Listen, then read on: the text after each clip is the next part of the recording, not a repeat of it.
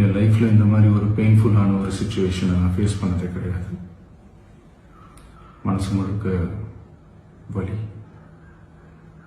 வலி மட்டும்தான். இந்த சுற்றுப்பயணத்தில் என்னென்ன மக்கள் பார்க்க வராங்க, அதுக்கு ஒரே ஒரு காரணம் தான், அவங்க என் மேலே வச்சிருக்கிற அன்பும் பாசம். அந்த அன்புக்கும் பாசத்துக்கும் நான் எப்பவும் கடமைப்பட்டிருக்கிறேன்.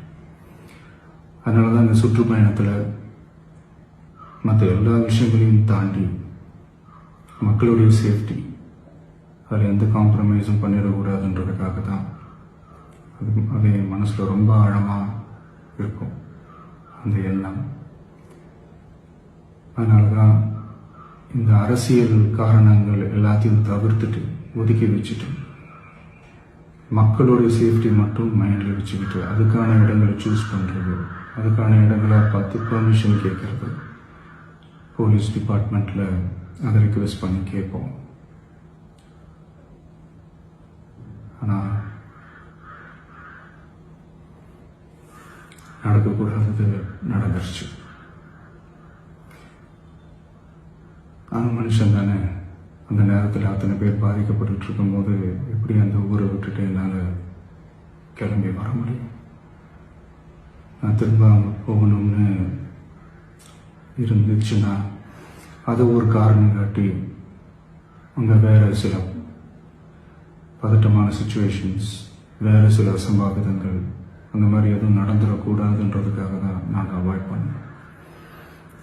இந்த நேரத்தில் சொந்தங்களை இழந்து தவிக்கிற இத்தனை குடும்பங்களுக்கும் என்னுடைய ஆழ்ந்த இரங்கலை தெரிவிச்சுக்கிறேன். எனக்கு தெரியும், என்ன சொன்னாலும் இது ஈடையாகாதுன்னு எனக்கு தெரியும்.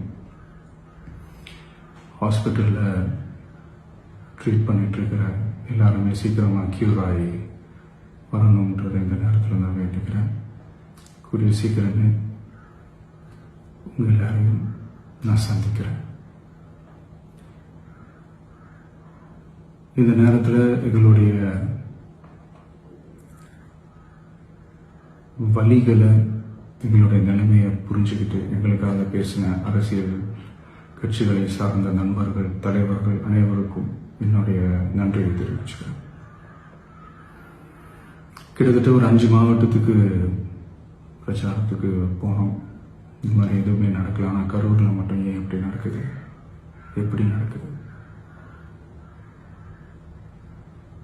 மக்களுக்கு எல்லா உண்மையும் தெரியும். மக்கள் எல்லாத்தையும் பார்த்துக்கிட்டு இருக்கிறாங்க. கரூரை சேர்ந்த அந்த மக்கள் அந்த உண்மையெல்லாம் வெளியில் சொல்லும்போது எனக்கு கடவுளே நேரில் வந்து இறங்கி அந்த உண்மைகள்லாம் சொல்கிற மாதிரி எனக்கு தோணுச்சு. சீக்கிரமே எல்லா உண்மைகளும் வெளியில் வரும்.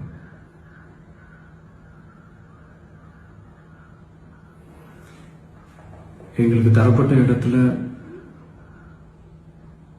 நாங்கள் போய் அந்த ஸ்பாட்டில் நின்று நாங்கள் பேசிட்டோம். அதை தாண்டி எந்த தவறும் எங்கள் சைடில் நாங்கள் எதுவும் செய்யலை.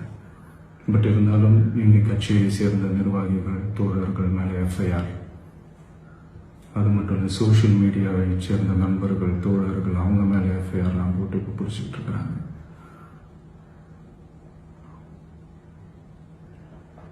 சிஎம் சார், உங்களுக்கு ஏதாவது இந்த பழி வாங்கணும் அப்படின்ற எண்ணம் ஏதாவது இருந்துச்சுன்னா என்ன வேணாலும் பண்ணுங்க. அவங்க மேலே கை வைக்காதீங்க. நான் ஒன்று வீட்டில் இருப்பேன், இல்லை நான் ஆஃபீஸில் இருப்பேன். என்ன வேணாலும் செய்யுங்க. நண்பர்களே, தோழர்களே, நம்மளுடைய அரசியல் பயணம் இன்னும் ஸ்ட்ராங்காக, இன்னும் தைரியத்தோட கண்டினியூ ஆகும்.